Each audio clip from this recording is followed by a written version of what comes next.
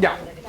Bueno, hoy día vamos a tener una reunión bien ejecutiva porque no vamos a discutir temas, sino que vamos a mirar parte de los resultados de la sesión del trabajo de la sesión pasada, pero además vamos a tener la segunda parte de la reunión.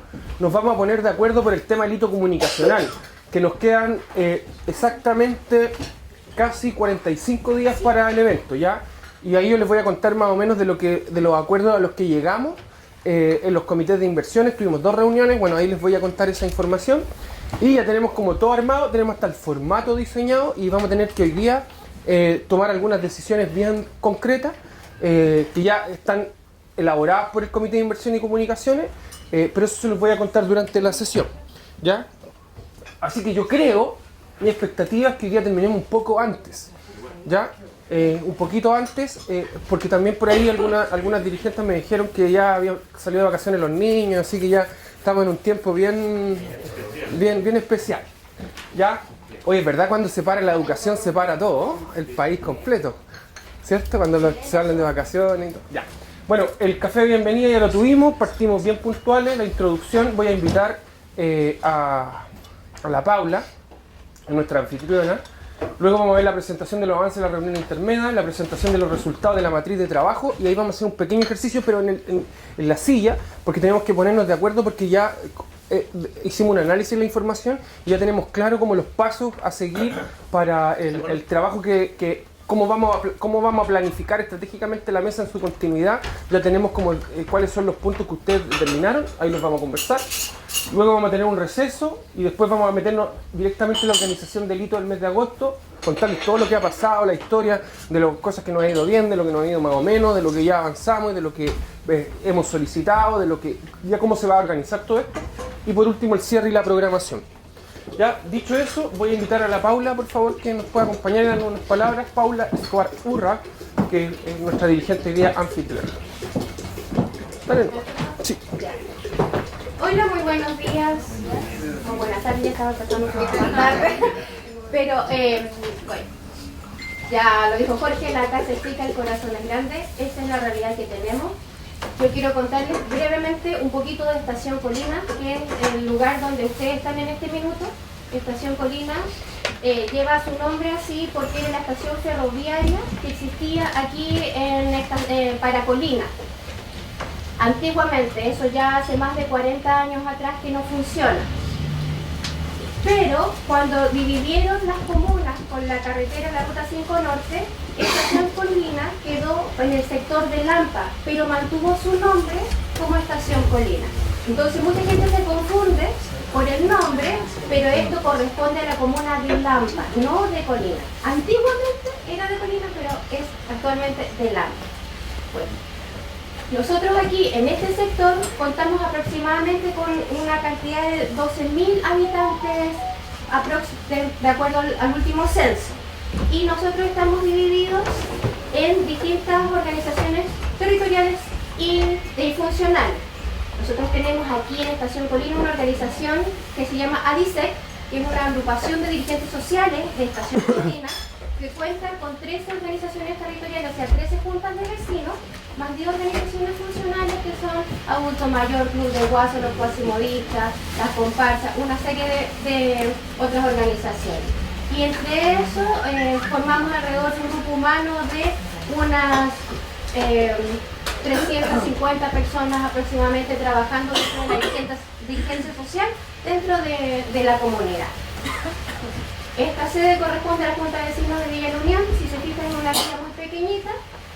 Y tenemos tenemos solamente 2 sedes, o sea, 3 sedes en toda Estación Colina, y las otras sedes eran más precarias que esta. Así que imagínense la realidad que nosotros vivimos.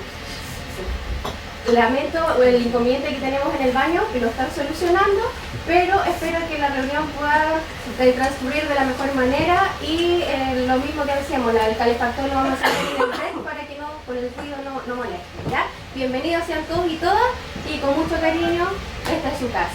Muchas gracias, muchas gracias. Bueno, la presentación de los avances de las reuniones, bueno, contarles en términos bien generales que hemos tenido primero tuvimos una reunión, tuvimos 2 reuniones del comité de inversiones en el día 19 de junio y el día 7 de julio. También tuvimos nuestra reunión del comité de coordinación el otro día, antes de ayer, el día martes. Terminamos de revisar los avances para la presentación de la reunión y también... Tienes que salir de ahí, si no, no te veo. No Ay, perdón, esto va para CNN. Y ahí me veo, ¿no? Ahí. Aquí tengo que tratar de atención.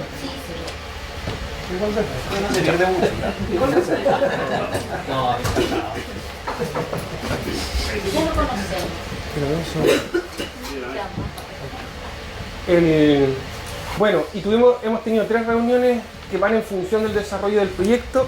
También hemos tenido algunas reuniones de coordinación nosotros internas para... Sí, perdón, la Michelle me va a ayudar con la PPT.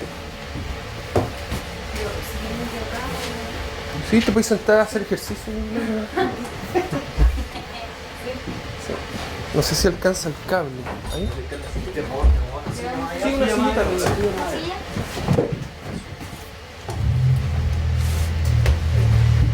Ya.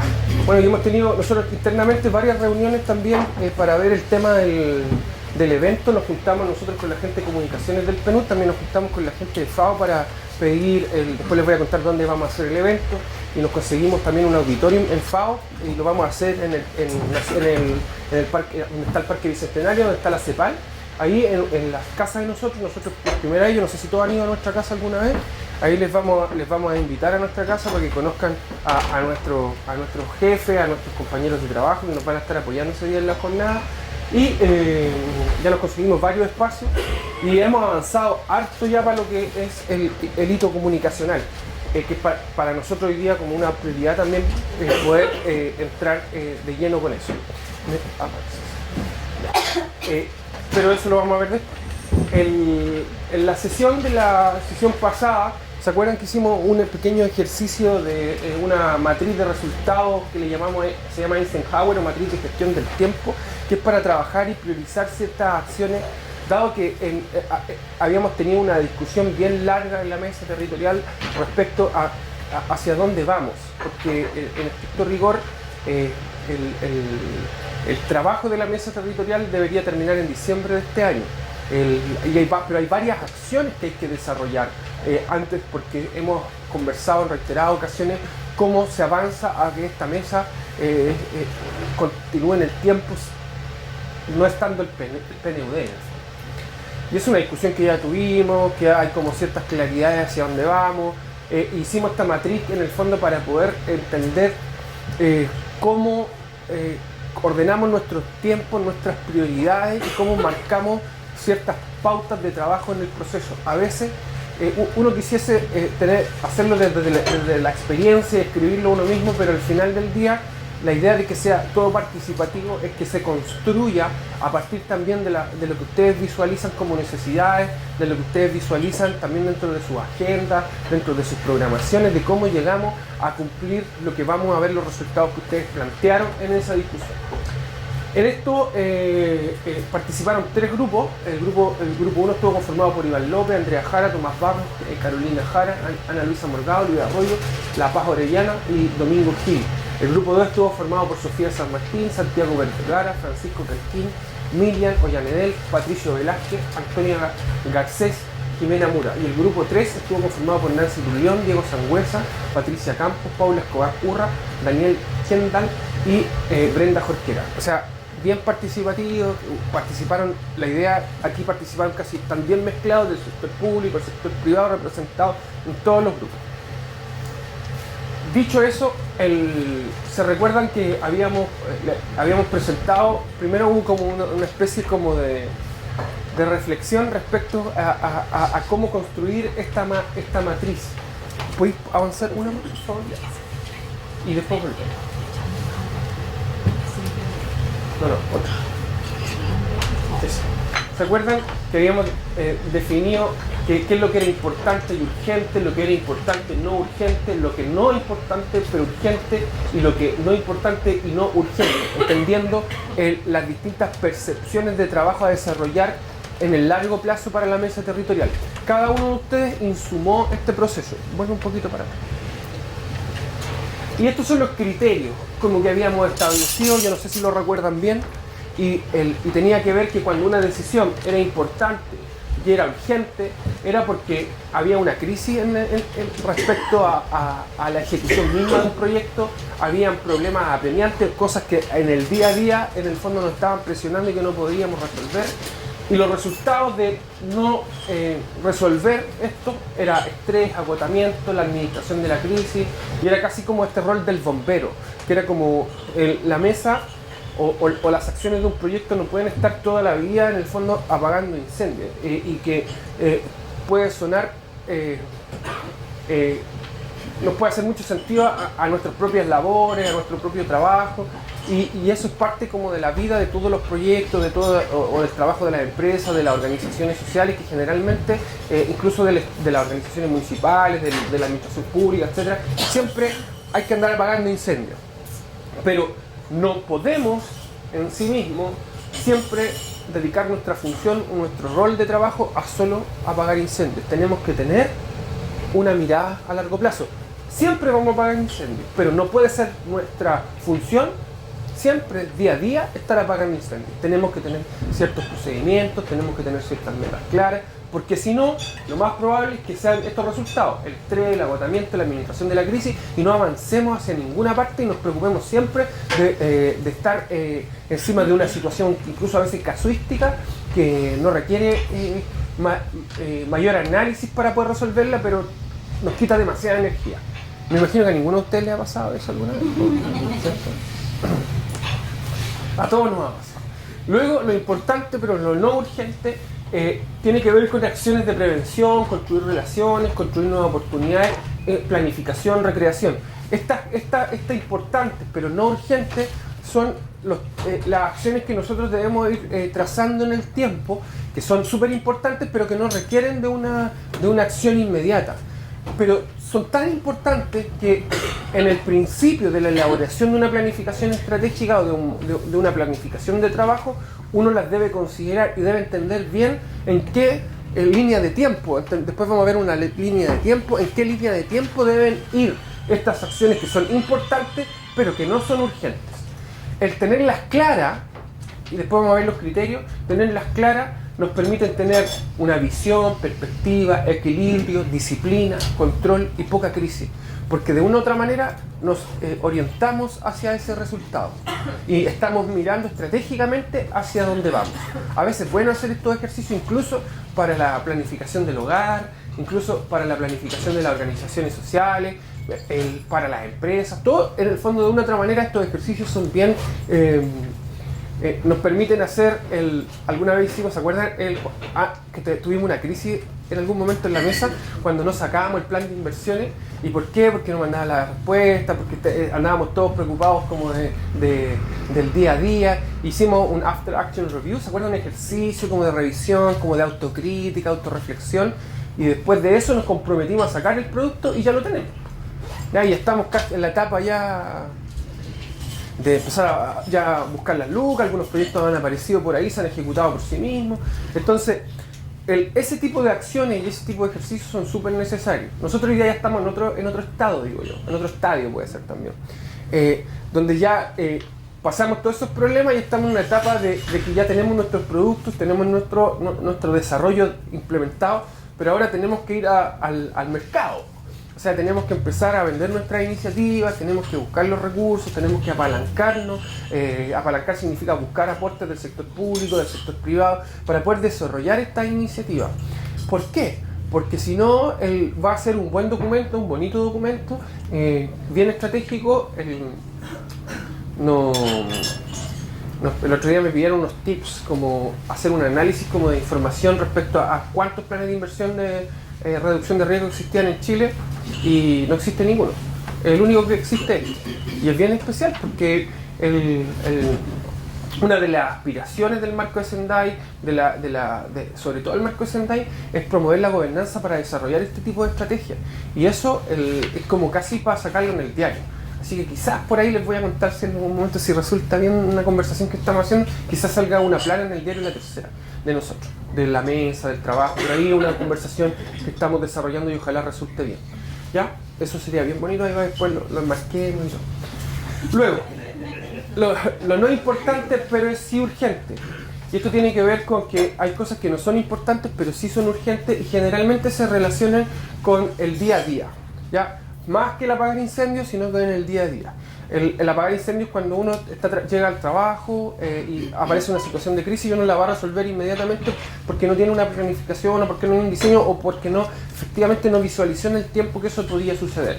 Por otro lado está lo no importante, pero sí lo urgente, que tiene que ver con que generalmente uno permanentemente en el trabajo, las organizaciones sociales, uno siempre está atendiendo personas, uno siempre está relacionándose con otros y surgen otras problemáticas o soluciones en el fondo que hay que tomar alguna medida, responder los correos electrónicos, organizar un evento. Ahí está como lo que nosotros tenemos que hacer, que hoy día no es importante, pero sí es urgente hacer un evento como el que tenemos que hacer. Por lo tanto, si es que nosotros nos esforzamos y lo hacemos bien y lo tenemos bien proyectado para la proyección de la mesa territorial, esto debería estar dentro de los procedimientos, lo que nosotros articulemos.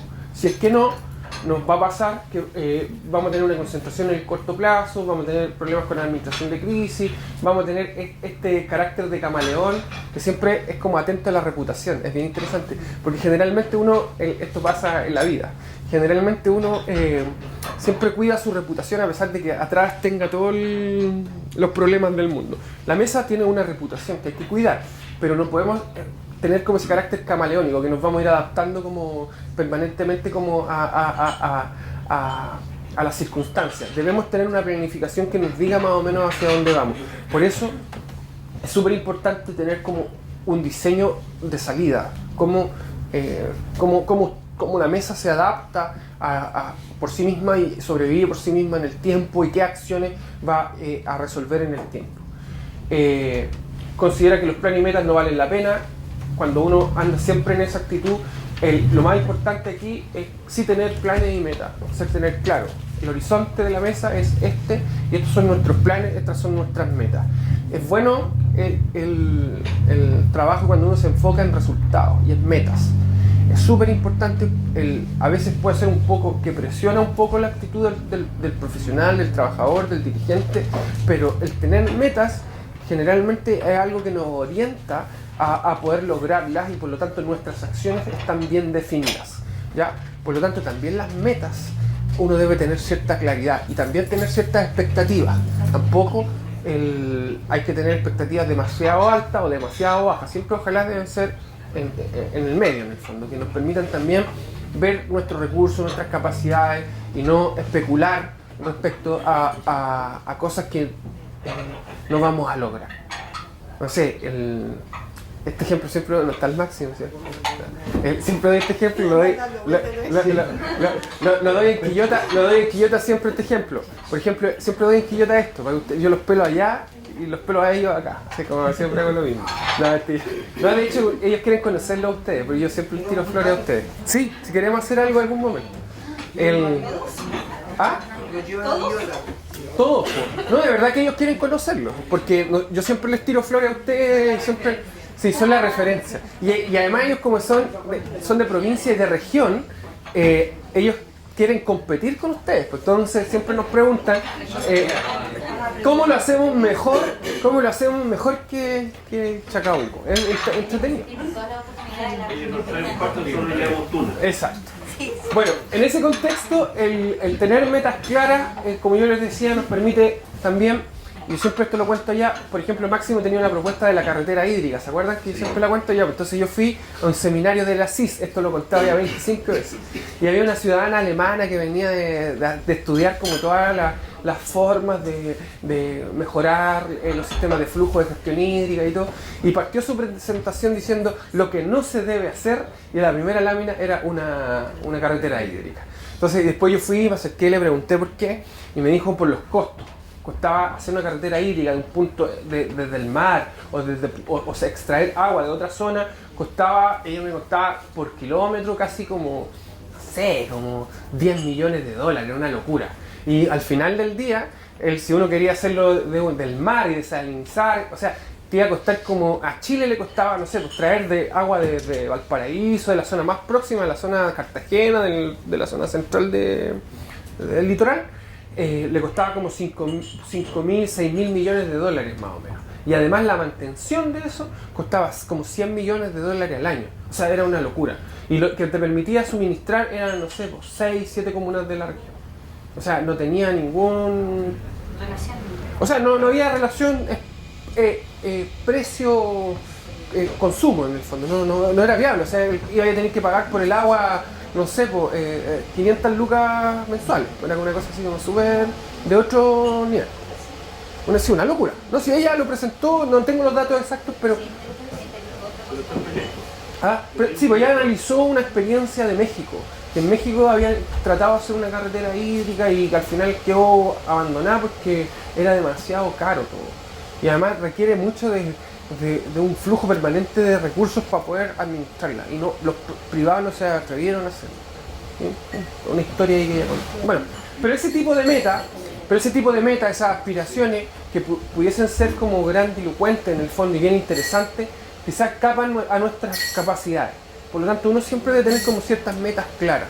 Y esas metas claras también aterrizadas a nuestros recursos y a nuestras capacidades. Y por último... Profe, sí. Disculpe, pero... ¿Sí? Conceptualmente, los jesuitas, todo lo que tiene que ver con la llegada a Colina, Sí. desarrollaron, tal vez no era el nombre de la carretera hídrica, pero tenemos todos los canales que nos conllevan las aguas a los diferentes puntos. Y estamos hablando en una época de 600 años atrás y un poquito más adelante. Recursos no habían, pero sí había látigos, esclavitud y todo lo demás que abarataba seguramente los costos para llegar con la agua donde ellos querían. Y logramos tener una provincia fructífera en lo que es la parte agrícola, y de hecho estos canales se unen entre Vespucio, Colina, Lampa y toda la provincia de Chacabuco hacia el centro y atraviesa por las avenidas principales.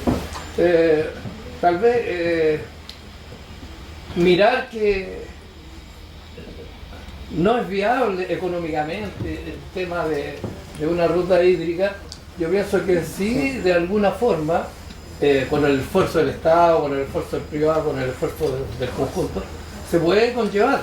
En el norte están desalinizando las aguas, hay una ciudad que está sacándole la sal a las aguas y tiene un contrato permanente con la población de proveer a la Junael y a todas estas entidades de sal, ¿ya? Y se obligó a que estas instituciones consumieran la sal a través de las compras del Estado. Yo pienso que... No, sí, mire, es que yo... una mirada. Me voy a detener eso, porque en la eventual... Hoy día, según lo que decía esta señorita también, hoy día no estamos preparados para eso porque es demasiado caro y en el fondo no es una inversión que sea viable hoy. Porque su enfoque también tenía que ver con la gestión del recurso, con mejorar las competencias de las comunidades de agua potable rural, que tenía que ver con bajar los consumos de agua en la producción agrícola, tenía que ver con otra posición, porque al final el costo-beneficio era mucho más factible hacerlo primero que lo segundo, que es la carretera hídrica, porque la carretera hídrica además consumía mucha energía y explicó muchos datos técnicos. Entonces al final a mí me hizo mucho sentido lo que ella planteó, porque el proyecto de carretera hídrica no es de una ruta hídrica de la misma zona, sino el proyecto de carretera hídrica era traer agua del litoral central a la zona central y desalinizada, y el costo de subir el agua con energía, de hacer la infraestructura, o sea, era casi un proyecto como a 20, 25 años. Hoy día no era viable para la necesidad que se tenía. No digo que no se pueda hacer, lo que digo que no es viable hoy día, nada más. Pero sí, efectivamente uno se puede hacer, pero no es viable hoy día. Bueno, porque, por favor. porque sabes que Máximo está perdido. ¿Ya? Y dice que si lo pueden orientar, porque viene, dice... ¿Ya le mandé? ¿Se lo mandaste? Sí. Dice, vengo de la línea del tren antes del taco. No, se pasó ya. Se pasó, si le dije que no cruzara el taco. Ah, ok. Sí, Ya, entonces me trae indicación. Por el centro deportivo. Yo le puse el consultorio, el centro deportivo. Hacia Claro, ahí está hay un centro de salud aquí al lado. Sí, a eso. Y el letrero del colegio también. Sí, también me puso el letrero colgante que está. Si quieres me das el número y salgo a ver si puedo... Ya. ¿Sí? Ya. Vamos a esperar. Pero no tenía el número del Max. Ah, no, pero lo tengo acá. Sí. Ya.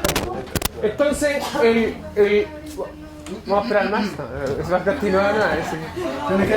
Después se unirá a la segunda etapa. Bueno, entonces en ese contexto tenemos la última parte del cuadro que dice que son ni importantes ni urgentes.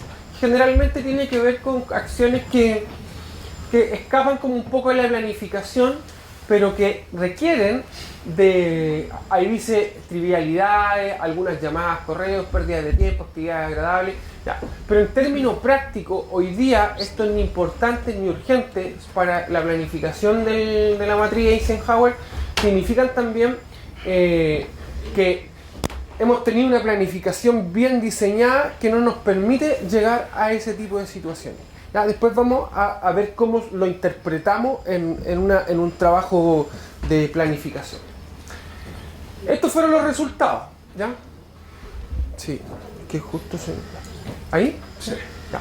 Estos fueron los resultados. Cada uno de ustedes presentó esta planificación. Y si se dan cuenta, hicieron algo que no había que hacer, pero que se hizo. Que los tres grupos, ninguno habló de las cosas no importantes y urgentes, y no importantes y no urgentes, ¿ya? Entonces todos los grupos hablaron como exactamente de lo importante y lo urgente, de lo importante y lo no urgente. Y también hay algo bien entretenido cuando uno revisa la información y interpreta la información que ustedes presentaron. Es que en varios de los casos hay acciones que se repiten, ahí las vamos a ver, acciones que se repiten y que de una u otra manera están como unas en un lugar, unas están en lo importante y urgente y otras están en lo importante y no urgente, pero son exactamente las mismas. Entonces, alguno de los grupos de ustedes dio más relevancia, por ejemplo, voy a poner un ejemplo, al invitar a más actores a la mesa, incluir a más actores a la mesa.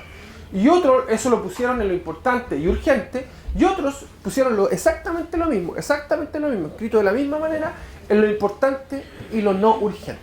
¿Ya? Entonces nosotros después hicimos una lectura bajo los criterios que vamos a ver a continuación, hicimos la matriz que ustedes establecieron, y después hicimos la matriz que nosotros consideramos la interpretación que es la correcta. ¿Ya?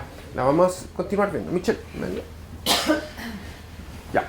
¿Se acuerdan el cuadrito, el famoso cuadrito? Los criterios. Aquí están los criterios ya reales. ¿Y qué es lo que nos va a permitir desagregar para nuestra planificación y para nuestro diseño? Primero, en el primer cuadrante, que son los importantes y urgentes, suelen ser problemas apremiantes o crisis inminentes. También proyectos claves para una organización cuya fecha límite está a la vuelta de la esquina. ¿Ya? Para nosotros hoy día es una fecha clave, límite, que está a la vuelta de la esquina. O sea, algo que tenemos que hacer inmediatamente. En el cuadrante 2 es todo lo contrario. Sucede con este cuadrante. El tener tiempo por delante para hacer estas tareas tendremos que resaltarlas, pero es justo el ámbito donde más atención y esfuerzo debemos aplicar para evitar que nos pille la máquina. Esto también lo dije la vez pasada. O sea, primero las cosas importantes que tenemos que hacer que nos van a asegurar el éxito del futuro, y el futuro está en lo segundo, en lo importante pero no urgente, pero que hay que hacerlo. ¿Ya? Y hay que tener una planificación, un diseño que nos permita ir avanzando hacia eso. En el cuadrante 3, que es este cuadrito que está aquí, dice no importantes y urgentes. Suele confundirse con el primer cuadrante, con lo que muchas personas se apresuran a resolver problemas urgentes, pero que en realidad no resisten mayor relevancia. En ocasiones, esa precisión por resolverlos cuando antes viene a las expectativas e intereses de otros compañeros, pero no se corresponde ni con nuestra agenda ni con los intereses de la organización. Y lo que no es importante y es urgente, y no importante y urgente, también tiene que estar en la planificación. Aquí no estamos haciendo una negación de una cosa u otra, ya que es súper claro. No estamos desechando nada de lo que hemos elaborado. Lo que estamos haciendo es dándole el orden y en el tiempo, en el espacio que le corresponde. ¿Ya? Ese es el ejercicio. Darle el orden en el tiempo y el espacio que le corresponde. Y por último, que no es importante, pero que no es importante y no es urgente, no significa que no se deba hacer. pero que sí se debe hacer, pero que está en un horizonte de tiempo más lejano. ¿Ya? Entonces, dicho esto, Michelle, esto es lo que ustedes presentaron. ¿Ya? Estos son los resultados, la mezcla como del análisis de la información. Dice, ustedes definieron como importante y urgente 3 cosas, así como claves. Están integradas, por supuesto, para que ustedes también entiendan, se entienda que aquí están los conceptos de los 3 grupos como asociados. Ustedes definieron como primero, definir como urgente e importante, definir quiénes liderarán el proceso. O sea, escoger líderes que tomen las acciones de la mesa territorial. ¿Ya? Eso lo pusieron como importante y urgente. Segundo, como importante y urgente, definir la estructura de continuidad. Si va a ser desde la gobernación, comité de protección civil o desde una fundación. ¿Ya? Es una decisión. Y que uno podría también ponerla en una escala de tiempo. Podría partir quizás con el comité, pensando en una fundación, que es algo mucho más ambicioso, porque uno podría hacer una fundación de papel. O sea, nos juntamos aquí, llamamos al notario, firmamos y lo presentamos en la municipalidad y lo hacemos. Pero eso no significa que la fundación exista. Eso existe en el papel. La fundación requiere de un procedimiento, recursos, misión, visión, acciones. O sea, es un procedimiento un poco más complejo. Pero ustedes lo pusieron entre lo importante y lo urgente.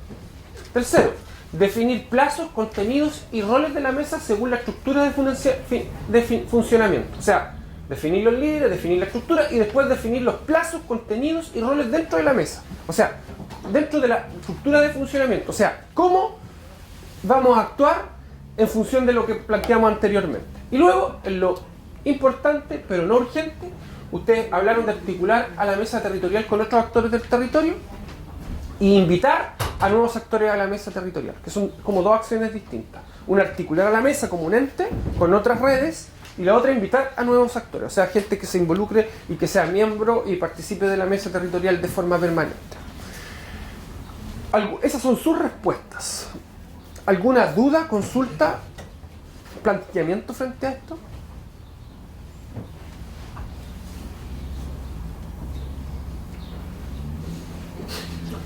Entonces, Michelle, próximo. Análisis nuestro. Resultado. Estas son nuestras respuestas, según los criterios que establecimos, la información que analizamos y en el fondo también lo que otras matrices que hemos revisado y hemos podido en el fondo concluir cuál sería el procedimiento correcto o cuál sería lo importante, lo urgente, lo importante, no urgente, lo no importante y urgente y lo no urgente y no importante en el criterio de escala de tiempo y prioridad. ¿Ya? Primero, importante y urgente. Número 1, definir quiénes liderarán el proceso de esta mesa territorial. ¿Ya? Es una decisión que hay que tomar. Importante y urgente. ¿Ya? Nosotros tenemos un comité directivo que funciona. En estricto rigor, sí. El Tomás participa la Nancy, participa yo y participa la gobernación. Pero nosotros nos vamos. Y ahí queda un cupo en el fondo. No, ella ya está en el fondo, está en el liderazgo. Queda un cupo. Y ese cupo hay que suplirlo o no suplirlo. Esa es una decisión que ustedes van a tomar. Y también si van a integrar a otras personas a este comité de organización de la mesa territorial. Si van a delegar esto, porque la gobernación ya está la empresa privada, ya está el sector de la sociedad civil. Pero es una decisión que hay que ponerle cabeza a esto. ¿Ya? Y también ustedes tienen que validar esas cabezas y reconocerlas como cabezas de la mesa territorial. ¿Ya? Y es un ejercicio que tenemos que hacer. ¿Ya? Por eso después vamos a ver cómo lo vamos a ordenar esto, porque es como nuestra misión es dejar una estructura hecha también. O sea, esto va a ser la estructura, si va a funcionar, roles y funciones, etc.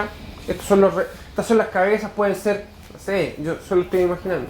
Lo importante y lo urgente es definir estos líderes y que tengan un plazo, o sea, que cumplan ese rol de liderazgo por 6 meses, 8 meses. Y veamos después otros líderes y así para que no se genere desgaste tampoco. Uno tiene que pensar en esas cosas, ¿ya? Pero hay luego que decidir. Luego, lo importante y lo no urgente.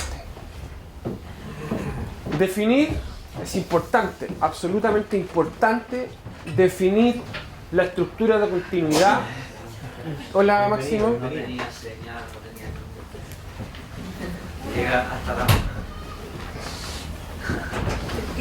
Por acá. Ya nos vamos entonces. Se acabó la sesión. Muchas gracias. Ya.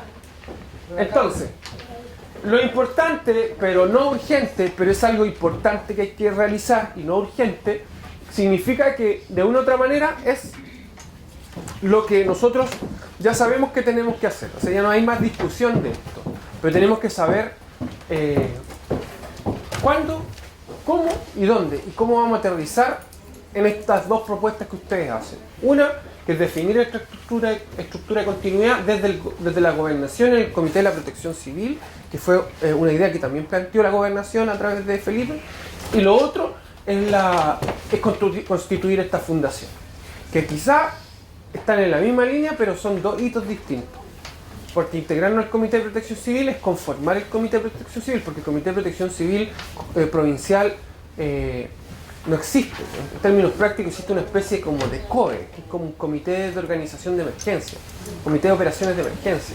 Entonces ese COE está preocupado de emergencias, no está preocupado de temas de reducción de riesgo, ni de trabajos de gestión en el territorio, ni nada. O sea, está viendo cuando sucede un evento, organizarse para poder mitigar rápidamente el evento, dar respuesta al evento.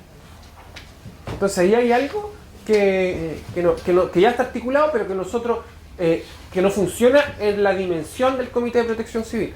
Hay como una estrategia de la ONEMI en el fondo para integrar a la sociedad civil, para integrar al sector privado y al sector público en estos comités de protección civil, que ojo, que ven temas de